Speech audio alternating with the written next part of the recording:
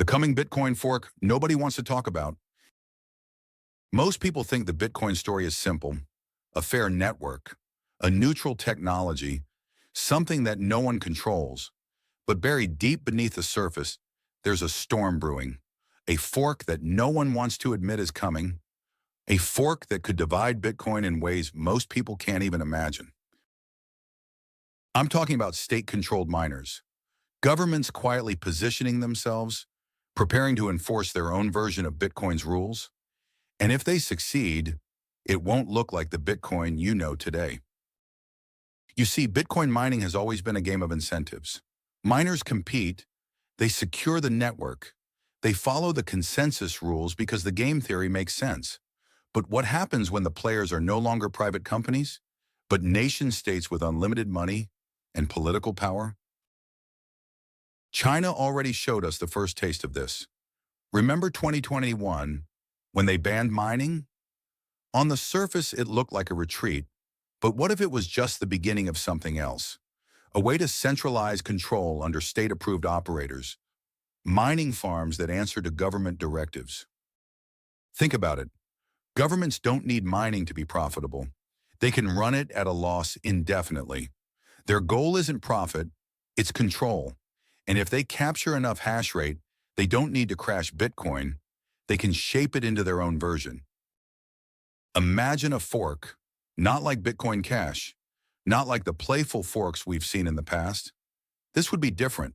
A state-controlled fork, one where governments enforce rules like blacklisting addresses, censoring transactions, or requiring approved wallets only. The terrifying part?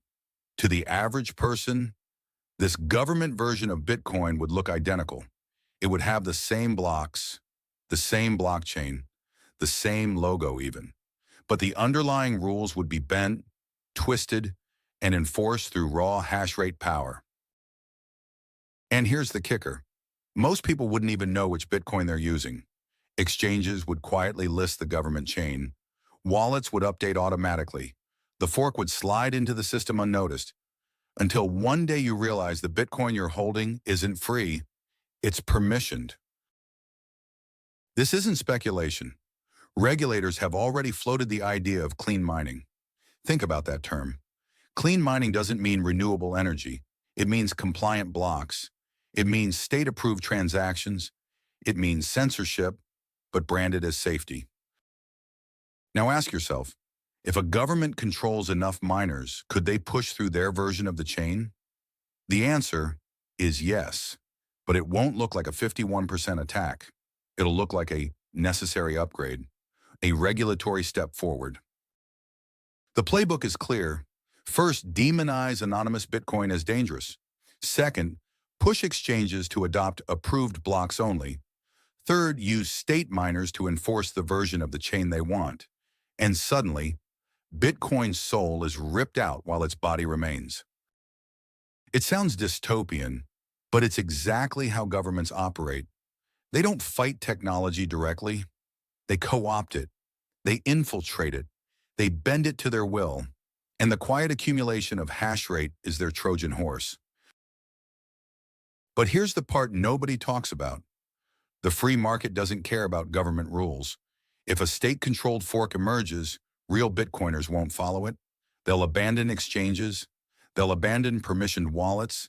They'll mine the true chain even at a loss, because Bitcoin is about freedom, not convenience. So what happens then? Two versions of Bitcoin. The government chain, shiny, compliant, and safe for the mainstream. And the real chain, messy, dangerous, but free. Which one will people choose? Which one will survive? At first, it will look like the government version wins. Big exchanges will adopt it. Corporations will support it. Politicians will praise it. The mainstream media will tell you the new Bitcoin is the only safe choice. But under the surface, the real chain will live on. A shadow network of cypherpunks, independent miners, and individuals who refuse to give up sovereignty. They'll keep the original rules alive. They'll mine blocks that governments can't censor, and they'll carry forward the torch of real Bitcoin. History tells us this fight is inevitable, Power never lets go quietly. Every revolutionary technology goes through this phase. The internet was open. Then governments pushed surveillance. Money was free. Then governments locked it down. Bitcoin is no different. The question isn't if the fork will come. The question is when. And when it does, will you even notice? Or will you wake up one day to realize the Bitcoin in your wallet isn't Bitcoin at all? This is the hidden battle no one is talking about. Influencers won't touch it. Exchanges won't warn you. Governments certainly won't admit it. But the signs are there. A quiet consolidation of mining power. Subtle language in regulatory drafts. Hints that a fork is not only possible, but planned. The good news is, you have a choice. You can educate yourself. You can run your own node. You can hold your keys. You can learn the difference between the real chain and the imposter chain. And when the fork happens, you'll know where to stand. This isn't financial advice. This is survival advice. Bitcoin was never meant to be easy. It was meant to be a fight for freedom against the most powerful institutions on earth. And that fight is about to get real. So the next time you hear someone say, Bitcoin can't be stopped, remember this. It doesn't have to be stopped. It just has to be co-opted, forked, hollowed out from the inside until all that's left is a shell. But as long as one miner refuses to bend, as long as one node enforces the real rules, as long as one person says no, Bitcoin will survive. That's the beauty of it. That's the truth governments can't kill. So pay attention. The fork nobody wants to talk about is coming. It won't be announced with fanfare. It won't be obvious, but it will happen. And when it does, you'll need to decide which Bitcoin you believe in. Because at the end of the day, Bitcoin isn't just code.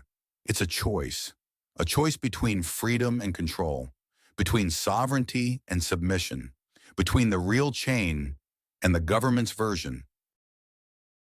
Most people will take the easy road. They'll accept the government fork without question. They'll tell themselves it's safer, cleaner, more legitimate. But a small minority will know the truth, and that minority will carry Bitcoin forward. This is why you're here. You're not here for hype or price predictions. You're here because you sense something deeper, something hidden. And now, you know the secret. The fork is coming, and it will be the ultimate test of Bitcoin's resilience. So stay alert, stay educated, run your node, hold your keys, and remember when the fork happens, don't just ask, what is Bitcoin worth? Ask, what is Bitcoin for? If you made it this far, you're already ahead of 99% of people. You now hold knowledge that almost no one else is talking about.